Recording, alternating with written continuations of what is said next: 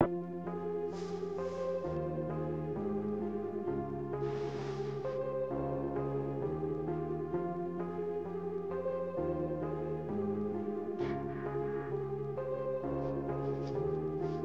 Friends, ఇవాళ అయితే మనం సింహాచలం సింహాద్రప్పని దర్శించుకోవడానికి అయితే వచ్చేసాం. హైదరాబాద్ నుంచి వద్దాం అనుకునే వాళ్ళు అయితే 1 డేలో అయితే మీకు దర్శనం అయితే కంప్లీట్ అవుతుంది. అలాగే మీరు వైజాగ్ని కూడా ఎక్స్ప్లోర్ చేయొచ్చు. హైదరాబాద్ నుంచి వద్దాం అనుకునే వాళ్ళు మాత్రం మ్యాక్సిమం ఈవినింగ్ అయితే స్టార్ట్ అవ్వండి. మీరు ఎర్లీ మార్నింగ్ అయితే వైజాగ్ రీచ్ అవుతారు. వైజాగ్ నుంచి మీకు సింహాచలంకి చాలానే బస్సులు అవైలబుల్ ఉంటాయి రైల్వే స్టేషన్ బయట నుంచే. లేదు అంటే మీరు ద్వారకానగర్ బస్ స్టాండ్కి రీచ్ అయ్యారంటే డైరెక్ట్ కొండ మీద బస్సులు కూడా అక్కడ మీకు అవైలబుల్ ఉంటాయి. 6A అండ్ 18K బస్సులు ఏవైతే ఉంటాయో అవి మీకు డైరెక్ట్ కొండ మీదకి వెళ్తాయి. దాదాపు మీకు ఒక అరగంట నుంచి గంట సమయం అయితే పడుతుంది. ఒక్కొక్కసారి ట్రాఫిక్ ఎక్కువ ఉంటే మీకు టైం పడుతుంది, లేదంటే మ్యాక్సిమం 30 మినిట్స్లో అయితే రీచ్ అయిపోతారు సింహాచలం. మీకు ఇక్కడ సింహాచలం నుంచి ఏంటంటే డైరెక్ట్ కొండ మీదకి వెళ్ళొచ్చు, లేదంటే నడక మార్గం నుంచి కూడా వెళ్ళొచ్చు. నడక మార్గంగా వెళ్దాం అనుకునేవారు ఈ బస్ స్టాండ్ బ్యాక్ సైడ్ నుంచి అయితే మీకు ఎంట్రీ అయితే ఉంటుంది. మీకు ఇక్కడ దాదాపు 1200 మెట్లు అయితే ఉంటాయి. లేదు నడక మార్గం గుండా టైం పడుతుంది అనుకునేవారు మీరు బస్ కూడా వెళ్ళొచ్చు. మీకు ఇక్కడ ఆర్టీసీ బస్సులు ఉంటాయి, అలాగే స్పెషల్ బస్సులు కూడా ఉంటాయి కొండ మీదకి వెళ్ళేవి. స్పెషల్ బస్సులు ఏంటంటే కొంచెం ఛార్జెస్ తక్కువ ఉంటాయి. అదే ఆర్టీసీ బస్సులు అయితే 25 రూపీస్ వరకు ఛార్జ్ చేస్తున్నారు.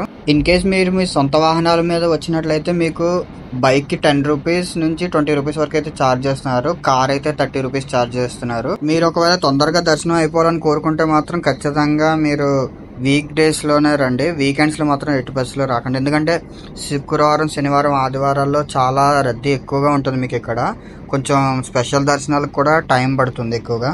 అన్నదాన కార్యక్రమంలో ఎవరైనా పాల్గొనాలనుకుంటే ఉదయం 11 నుంచి మనకి అన్నదాన కార్యక్రమం అయితే స్టార్ట్ అవుతుంది. మనకి దాదాపు చాలామంది జనం అయితే పాల్గొంటారు అన్నదాన సత్రంలో.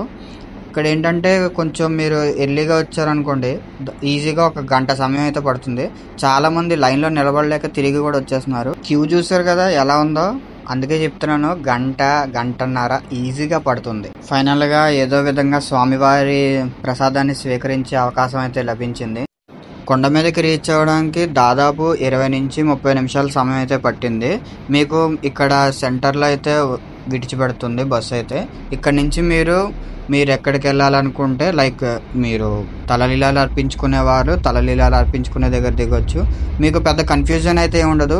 క్లియర్గా ఎక్కడికక్కడ సైనేజ్ బోర్డ్స్ అనేవి ప్రొవైడ్ చేశారు. ఇంకా కార్లు లేదా బైకుల మీద వచ్చిన వారు అయితే మీకు ఇక్కడ పార్కింగ్ అయితే ప్లేస్ అయితే ఉంది. మీరు ఎక్కడైతే మీ వాహనాలను అయితే పార్క్ చేసుకోవచ్చు.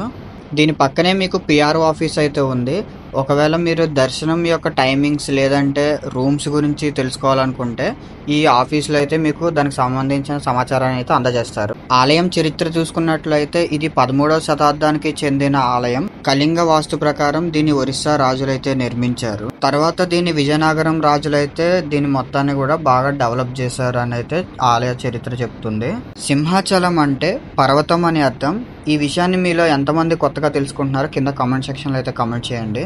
అలాగే కొత్తగా వచ్చిన వారు ఎవరైనా ఉంటే వీడియోని లైక్ చేసి మన ఛానల్ని సబ్స్క్రైబ్ చేసుకోవడం మాత్రం మర్చిపోకండి. ఇక దర్శనం విషయంకి వచ్చినట్లయితే నేను దర్శనం టైమింగ్స్ వచ్చేసి మీకు కింద డిస్క్రిప్షన్లో అయితే నేను మెన్షన్ చేశాను. డౌట్ ఉన్న వాళ్ళు కింద డిస్క్రిప్షన్లో చూసుకోండి.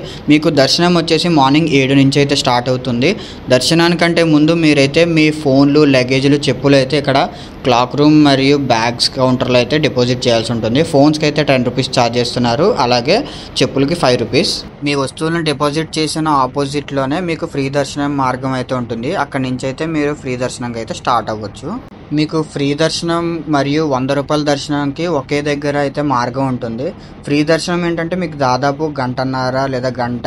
మీరు ఏంటంటే వీక్ డేస్లో వచ్చినట్లయితే మీకు తక్కువ టైం అయితే పడుతుంది, కానీ వీకెండ్స్లో అయితే మాత్రం చాలా నేను చెప్పిన టైం అయితే పడుతుంది.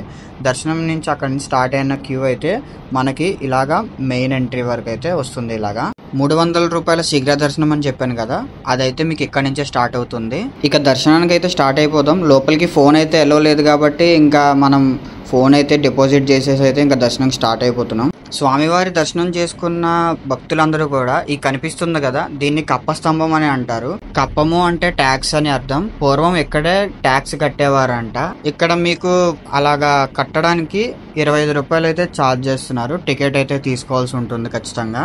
ఇందాక మనం దూరం నుంచి చూసాం కదా వెస్ట్ గోపురం, ఇక్కడ నుంచే మనం అయితే ఎగ్జిట్ అవుతాం. దాని ఆపోజిట్ లోనే మనకి ప్రసాదం కౌంటర్ అనేది అయితే ఉంటుంది. క్యూ చూసారు ఎంత ఎక్కువ ఉందో. పులిహార వచ్చేసి 10 రూపాయలు తీసుకుంటున్నారు, లడ్డు వచ్చేసి 15 రూపాయలు. మీకు ఇక్కడ బ్యాగ్స్ కానీ కవర్స్ కానీ ఏమి ఉండవు. నేను అటు ఇటు దిక్కులు చూస్తుంటే అందరికీ చేతిలో సేమ్ కలర్ బ్యాగ్స్ ఉన్నాయి. ఎక్కడబ్బా అని చూస్తే పక్కనే ఒక ఆమె అయితే బ్యాగ్స్ అమ్ముతుంది. 5 రూపీస్ అయితే తీసుకుంది. పెద్దవాళ్ళు కానీ లేదంటే ఎవరైనా ఫిజికల్లీ హ్యాండిక్యాప్ పర్సన్స్ ఉంటారు కదా, వాళ్ళని తీసుకెళ్ళడానికి అయితే ఇక్కడ పక్కనే లిఫ్ట్ ఉంటుంది. ఇక్కడ చూసారు కదా, డైరెక్ట్ మీదకైతే లిఫ్ట్ మీద అయితే వెళ్ళిపోవచ్చు. సంవత్సరం మొత్తం కూడా స్వామివారు మనకి ఎప్పుడు కూడా చందనంతో కప్పబడి ఉంటారు. మనకి ప్రతి సంవత్సరం ఏప్రిల్ లేదా మే నెలలో మనకి స్వామివారి చందన మహోత్సవం అనేది జరుగుతుంది. దీని ప్రత్యేకత ఏంటంటే స్వామివారి నిజరూప దర్శనం అయితే మనకి ఆ టైంలో అయితే కలుగుతుంది. 12 గంటలు మాత్రమే మనకి నిజరూప దర్శనం అనేది కలుగుతుంది. ఆ తర్వాత మళ్ళీ కొత్త చందనంతో స్వామివారిని అయితే అలంకరిస్తారు. సంవత్సరం మొత్తంలో ఒక్కరోజు జరిగే ఈ గిరి ప్రదక్షిణలో దాదాపు 5 నుంచి 6 లక్షల మంది భక్తులైతే పాల్గొంటారు. దాదాపు 32 కిలోమీటర్లు ఉంటుంది. కొండ చుట్టూ గిరి ప్రదక్షిణ అయితే చేస్తారు. చాలామంది జనం అయితే వస్తూ ఉంటారు. దర్శనం అయిపోయిన తర్వాత మళ్ళీ మనం ఇందాక ఎక్కడైతే దిగామో అదే ప్లేస్కి అయితే వచ్చేసాం. ఇదే మన బస్ స్టాండ్. ఇందాక మీకు చెప్పాను కదా, ఆర్టీసీ బస్సులు కాకుండా నార్మల్ బస్సులు కూడా ఉంటాయని చెప్పి. కానీ దీని టికెట్ మీకు బస్సు లోపల అయితే వేయరు, దాని పక్కనే ఉంది. అక్కడే మీకు కౌంటర్ ఉంటుంది. 15 రూపాయలు అయితే తీసుకున్నారు బస్కి. చూసారు కదా సింహాచలం. ఇలాంటి మరిన్ని వీడియోలు మిస్ అవ్వకుండా ఉండాలంటే మన ఛానల్ని అయితే సబ్స్క్రైబ్ చేసుకోండి. Hope you like this video. Thank you for watching.